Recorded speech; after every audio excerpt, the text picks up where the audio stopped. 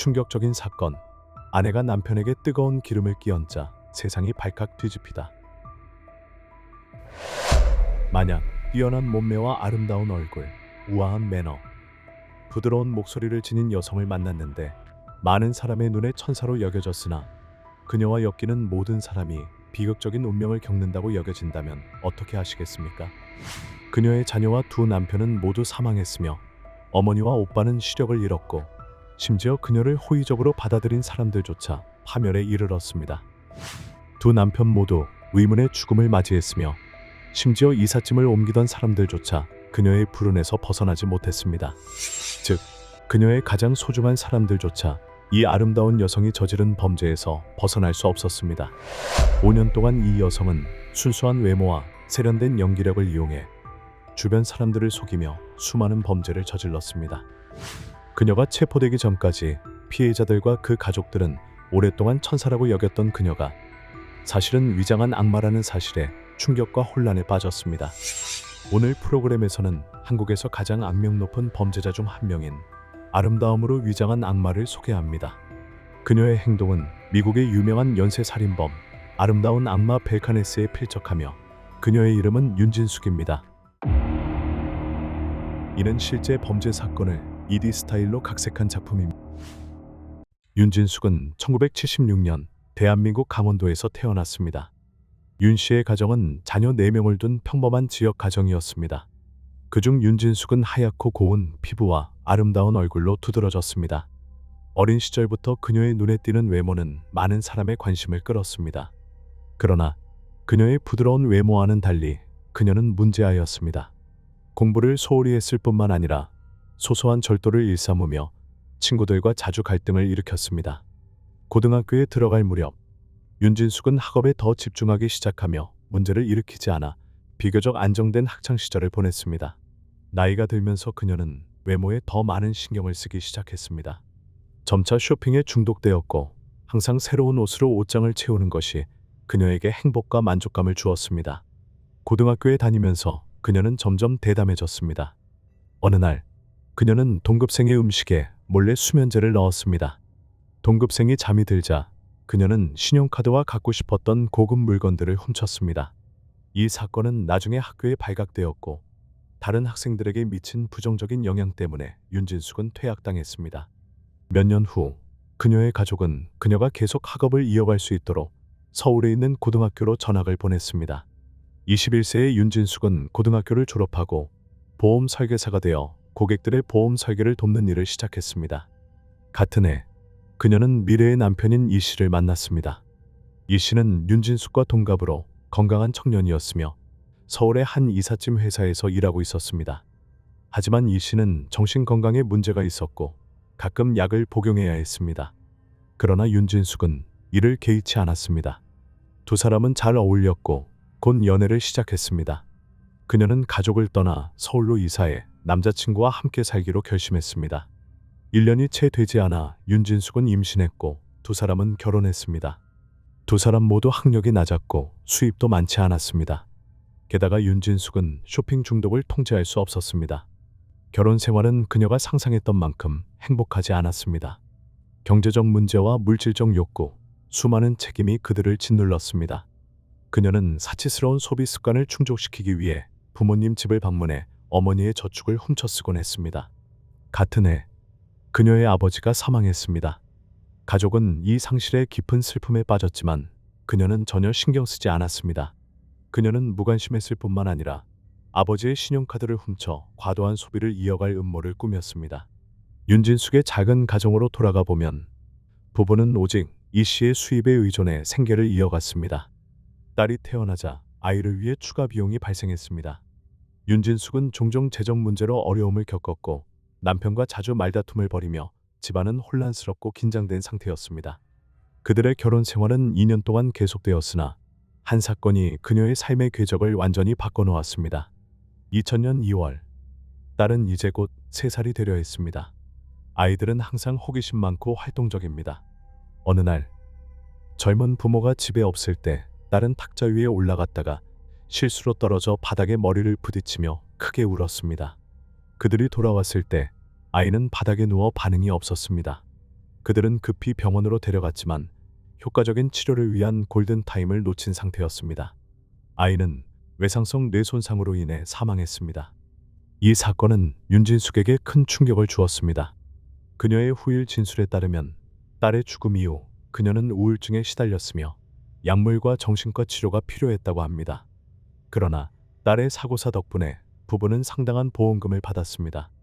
더 이상 아이를 키울 필요가 없어지자 윤진숙의 삶에 대한 압박은 약간 줄어들었습니다. 그녀는 다시 예전 습관으로 돌아가 자주 쇼핑을 다녔습니다. 결혼 후 한 번도 느껴보지 못했던 자유로운 삶이었습니다. 손에 든 명품 핸드백을 어루만지며 옆에 있는 남편을 힐끔 본 그녀는 갑작스러운 충격적인 아이디어가 떠올랐습니다. 이후 한 달 동안 윤진숙은 자신의 직업을 악용해 남편을 대상으로 지속적으로 상해 보험을 가입시켰습니다. 이 씨는 결국 개인 상해 보험을 4개나 갖게 되었습니다. 그녀의 머릿속에 사악한 계획이 자라고 있었습니다. 남편 앞에서 그녀는 여전히 충실한 아내로 행동하며 그의 일상을 세심하게 챙기며 적절한 순간을 기다렸습니다. 토요일이었고 주말이라 두 사람 모두 일하지 않았습니다. 그날 그녀는 남편의 약을 준비하며 악행을 실행에 옮기기 시작했습니다. 그들의 집에는 두 사람이 각기 다른 건강 문제를 가지고 있었기 때문에 다양한 약이 있었습니다. 윤진숙은 기회를 엿보았습니다. 그녀는 남편의 정신과 약을 자신의 항우울제로 바꾸고 복용량을 늘렸습니다. 이 씨는 전혀 의심하지 않았고 약물의 효과로 곧 어지러움, 혼란, 피로, 무기력, 졸음을 느끼며 멍한 상태에 빠졌습니다. 윤진숙은 남편과 함께 계단 근처에 섰고 이 씨는 약에 취한 상태로 상황을 제대로 인지하지 못했습니다. 갑자기 윤진숙은 손을 뻗어 이 씨를 계단 아래로 밀쳤습니다. 그의 머리는 바닥에 심하게 부딪혔습니다. 윤진숙은 구급차를 부르고 이 사건에 관여하지 않은 척했습니다. 병원 검사 결과 이 씨는 딸과 같은 외상성 뇌손상을 입었지만 신체 노동을 하는 직업 덕분에 건강 상태가 좋아 다행히 완전히 회복할 수 있었습니다. 며칠간 침대에서 쉰 후 이 씨는 완전히 회복했지만 사고 당시 어지럽고 혼란스러운 상태였기 때문에 무슨 일이 있었는지 명확히 기억하지 못했습니다. 윤진숙은 충격받은 척하며 자신이 집안일을 하다가 소리를 듣고 나가보니 남편이 바닥에 쓰러져 있었다고 주장하며 반복적으로 사과했습니다. 그녀의 이런 모습을 본 이 씨는 그녀를 동정하며 더 이상 신경 쓰지 말라고 그녀를 위로했습니다. 이렇게 윤진숙의 계획은 실패로 돌아갔습니다. 그녀는 바라던 보험금을 받지 못했고 부부의 생활은 다시 평상시로 돌아갔습니다. 하지만 윤진숙은 악한 의도를 포기할 준비가 되어 있지 않았습니다. 한 달 후 그녀는 다시 범행을 시도했습니다. 같은 방법으로 그녀는 남편에게 약을 먹이고 계단 아래로 밀어 두 번째 외상성 뇌손상을 입혔습니다. 이번에는 부상이 이전보다 심각했고 결국 윤진숙의 계획은 성공했습니다. 남편의 사고로 인해 그녀는 34만 원 약 260달러의 보험금을 받았습니다. 금액은 크지 않았지만 그녀에게 새로운 수입원에 대한 아이디어를 제공했습니다. 그녀는 이 방법을 계속 사용해 돈을 벌 수 있다고 믿었습니다. 과도한 소비 습관으로 인해 34만 원의 보험금은 금세 사라졌습니다. 그녀는 달콤한 말로 다정한 아내의 이미지를 유지하며 다음 기회를 기다렸습니다. 당시 한국에서는 사망 보험금이 가장 높았고 그 다음이 실명에 대한 보험금이었습니다. 몇 년간 보험업계에서 일했던 윤진숙은 보험 규정을 잘 알고 있었고 최대한의 이익을 얻는 방법을 숙지하고 있었습니다. 그녀는 또 다른 끔찍한 범죄를 계획하기 시작했습니다. 5월 중순 어느 저녁, 잠자리에 들기 전 그녀는 다시 남편에게 약을 먹여 서서히 의식을 잃게 했습니다. 남편이 잠든 것을 확인한 후 그녀는 바늘을 들고 그의 오른쪽 눈꺼풀을 손으로 벌린 뒤 강하게 찔렀습니다. 남편은 깊은 잠에 빠져 있었지만 눈의 통증으로 인해 깨어났고 오른쪽 눈이 보이지 않는다는 것을 깨달았습니다. 그녀는 걱정하는 척하며 남편을 달래기 위해 차를 준비했고 병원에 데려가 검사를 받게 했습니다. 검사 결과 실명의 원인은 각막 손상이었습니다.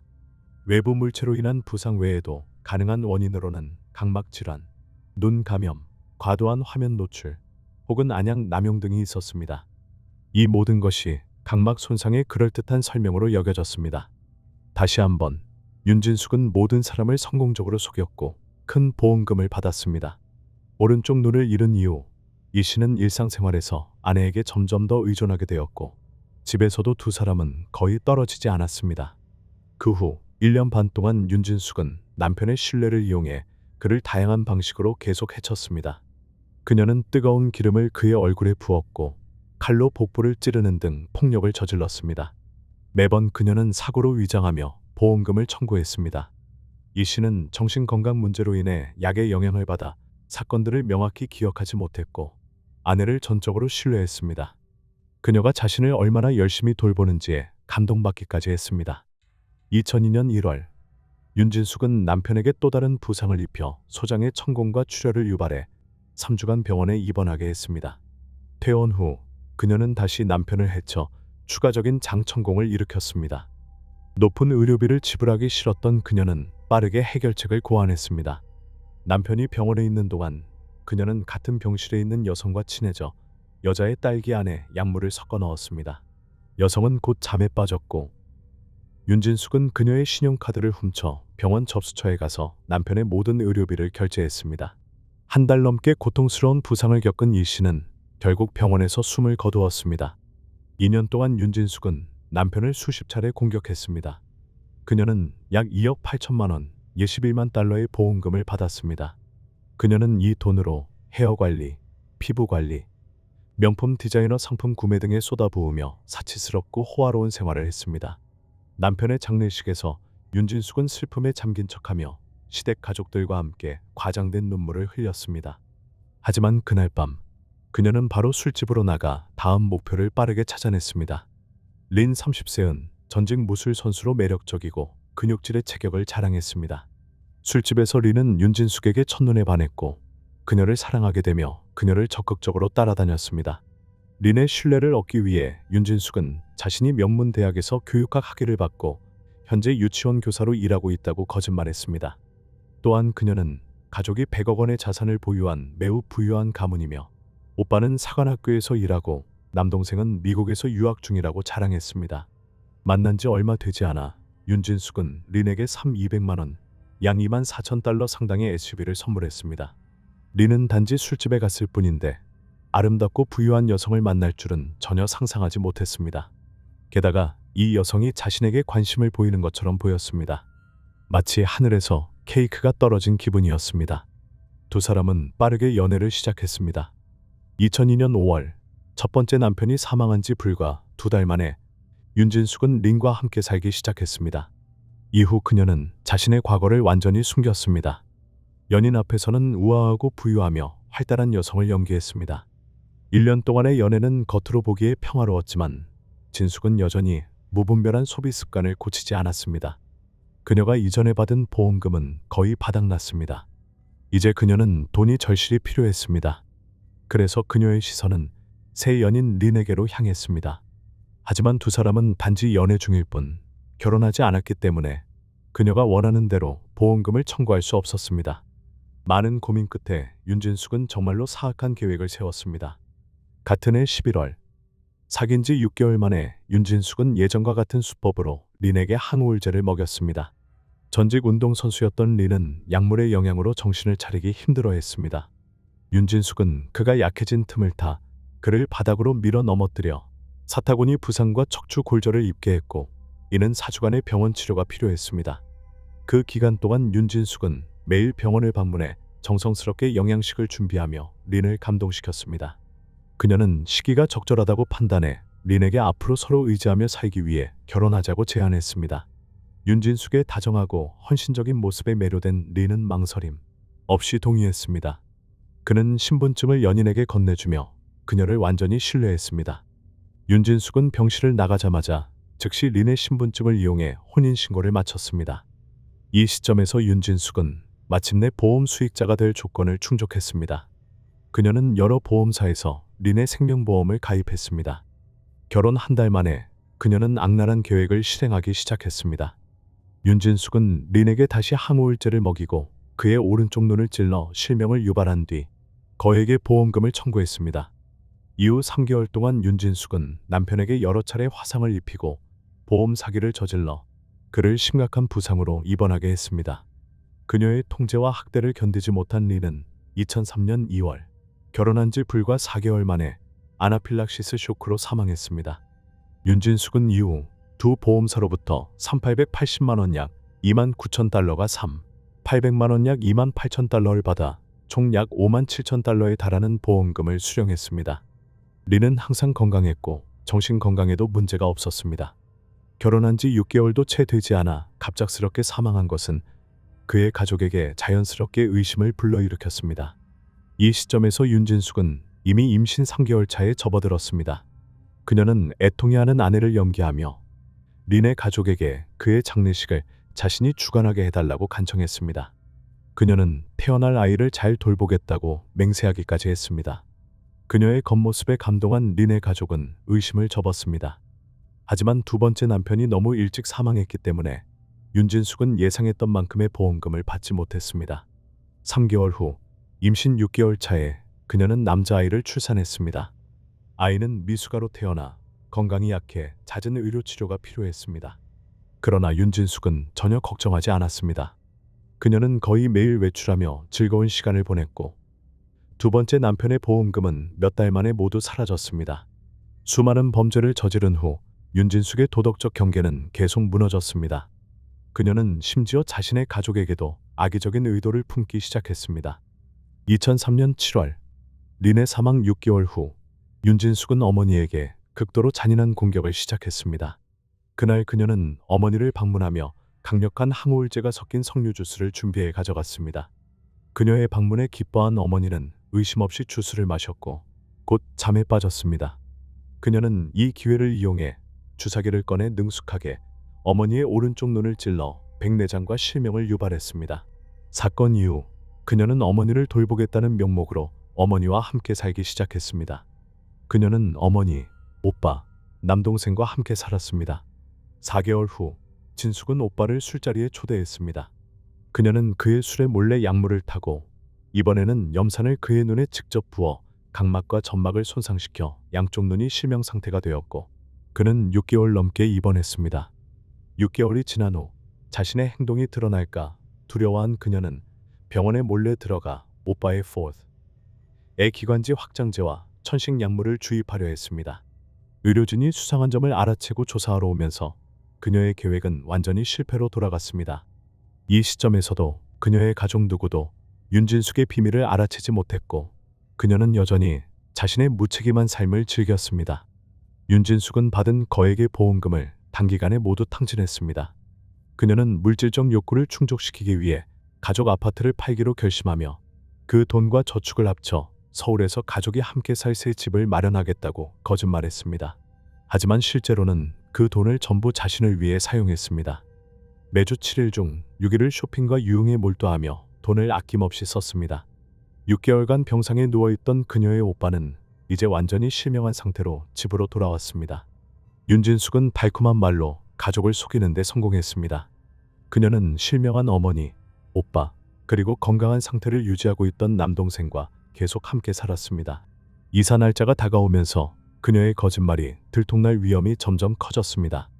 윤진숙은 매일 두려움과 불안 속에 살며 가족들이 이사에 대해 묻는 것이 두려워 계속 고민했습니다. 2005년 1월 이사 날짜가 가까워지고 더 이상 거짓말을 할 수 없게 되자 그녀는 가족을 상대로 끔찍한 범행을 결심했습니다. 그녀는 어머니, 오빠, 남동생을 위해 석류 시럽을 준비했는데 강력한 약물을 섞어 넣고 시력에 좋다고 속여 마시게 했습니다. 음료를 마신 세 사람은 모두 쓰러졌고 윤진숙은 카펫에 불을 질러 집 전체에 불을 붙인 뒤 도망쳤습니다. 뜻밖에도 화재 중에 발생한 짙은 연기에 오빠가 깨어났습니다. 비록 실명 상태였지만 그는 가족을 찾아 깨우는 데 성공했습니다. 빠른 대처 덕분에 세 사람 모두 생존했지만 심각한 화상을 입어 병원에 입원해야 했습니다. 이 사건으로 윤진숙은 2억 400만 원, 약 15만 달러의 보험금을 받았습니다. 아파트가 화재로 파괴된 후 윤진숙은 갈 곳이 없어 파트타임 가사 도우미에게 도움을 요청했습니다. 따뜻한 마음을 가진 여성 영씨는 윤진숙이 갈 곳이 없다는 말을 듣고 즉시 방 하나를 내주었습니다. 하지만 영씨의 집에는 이미 남편과 어린 두 아이가 살고 있어 윤진숙을 오래 머물게 할 수는 없었습니다. 윤진숙은 방세를 지불하고 적당한 집을 찾는 대로 이사하겠다고 약속하며 가족에게 불편을 끼치지 않겠다고 다짐했습니다. 그러나 영씨 가족의 생활은 윤진숙이 들어온 이후 점점 불편해졌습니다. 그녀의 약속은 빈말에 불과했습니다. 그녀는 실제로는 자신만 신경 썼고 이사할 의도도 없었습니다.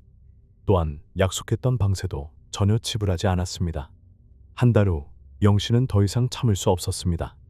영씨는 정중히 그녀에게 이사해달라고 요청했지만 이 말을 들은 윤진숙의 얼굴은 즉시 어두워졌습니다. 그녀는 이전에 이런 대우를 받아본 적이 없었습니다. 분노에 찬 그녀는 복수를 계획하기 시작했습니다. 그날 저녁 그녀는 행동에 나섰습니다. 영씨 가족이 잠든 후 윤진숙은 집에 불을 질렀습니다. 불길은 빠르게 번져 집 전체를 파괴했습니다. 영씨와 두 아이는 심각한 부상을 입었고 남편은 살아남지 못했습니다. 그러나 윤진숙의 범행은 여기서 끝나지 않았습니다. 그녀는 영씨가 자신을 방화 혐의로 고소할 것을 두려워하며 그녀를 영원히 침묵시키기로 결심했습니다.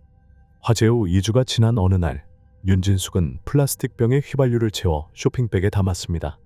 그녀는 영씨가 치료를 받고 있는 병원으로 몰래 들어가 계단 복도에 불을 질러 병원을 전소시키려 했습니다. 다행히 병원에서 누군가 상황을 제때 알아채 화재를 진압하며 인명피해나 장비 손상을 막을 수 있었습니다. 이번에는 윤진숙이 정의의 심판을 피하지 못했습니다. 그녀의 모든 행동은 병원의 감시 카메라에 포착되었고 경찰은 그녀를 빠르게 체포했습니다.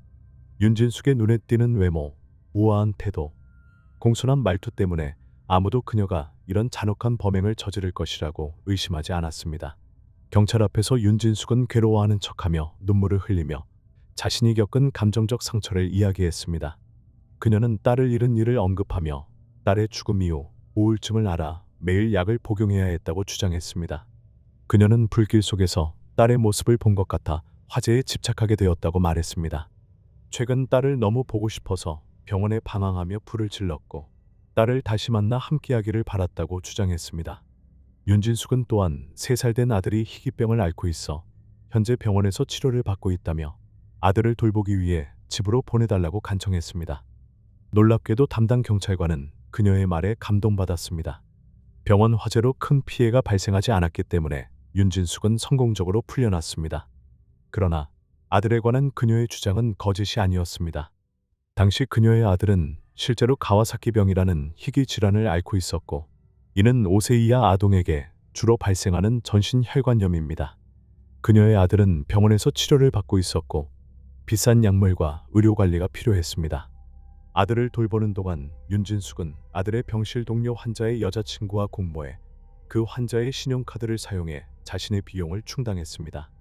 오랜 치료 끝에 그녀의 아들은 병원에서 갑자기 사망했습니다. 이틀 후 같은 병실에 있던 환자가 자신의 신용카드가 한도 초과된 것을 발견했습니다. 그는 여자친구를 추궁했고 여자친구는 윤진숙에게 돈을 즉시 갚으라고 요구했습니다. 이로 인해 윤진숙의 분노가 다시 불타올랐습니다. 다음 날 윤진숙은 그 여성에게 약물을 먹이고 그녀의 오른쪽 눈을 다치게 한 뒤 신용카드를 훔쳐 아들의 입원 이후 발생한 모든 비용을 결제했습니다. 총액은 900만 원 약 6,800달러였습니다. 그 여성에 대한 원한을 여전히 품고 있던 윤진숙은 며칠 후 방문객으로 가장해 병실에 들어가 더욱 끔찍한 범행을 저질렀습니다.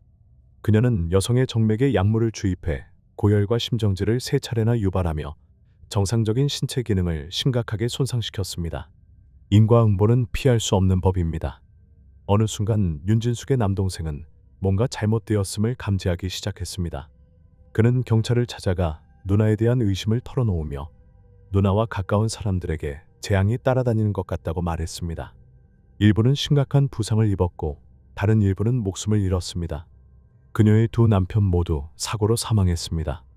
가족 중 몇몇은 실명했고 몇몇은 화상을 입었으며 그녀를 집에 받아준 가사도우미 가족마저 불운을 피하지 못했습니다. 그의 진술을 들은 경찰은 심각한 사건임을 빠르게 깨달았습니다. 경찰은 즉시 윤진숙에 대한 수사를 시작했고 결과는 충격적이었습니다. 2000년 이후 윤진숙은 주변 사람들에게 지속적으로 해를 끼치며 여러 보험사에서 보험금을 청구해 총 6억 원을 챙겼습니다. 그녀는 전과가 없고 신용이 좋으며 믿을만해 보였기 때문에 어떤 보험사도 그녀를 사기꾼으로 의심하지 않았습니다. 윤진숙의 부드럽고 친절한 외모는 독이 가득한 잔인한 마음을 숨기고 있었습니다. 진실이 밝혀진 후 경찰은 그녀를 정식으로 체포했습니다. 체포 당시 윤진숙은 또 다른 남성과 교제 중이었으며 그는 아마도 그녀의 다음 희생자가 되었을 가능성이 있었습니다. 그녀의 가족은 그녀가 구속되는 것을 보고 충격을 받았습니다. 그들은 자신들에게 닥친 비극이 모두 그녀로 인해 발생했다는 사실을 전혀 몰랐습니다. 보도에 따르면 윤진숙은 2005년에 한국에 도입된 사이코패스 성격장애 테스트를 받았습니다. 그녀는 이 테스트에서 만점인 40점을 기록했으며 이는 많은 악명 높은 연쇄살인범보다 높은 점수였습니다. 그녀는 타고난 범죄자라고 할 수 있었습니다. 2005년 10월 이 사건은 서울중앙지방법원에서 재판이 열렸습니다. 한국에서는 사이코패스를 성격장애로 간주하며 정신질환으로 보지 않습니다. 그녀가 주장한 정신상태와 자신의 행동을 통제할 수 없었다는 주장은 받아들여지지 않았습니다.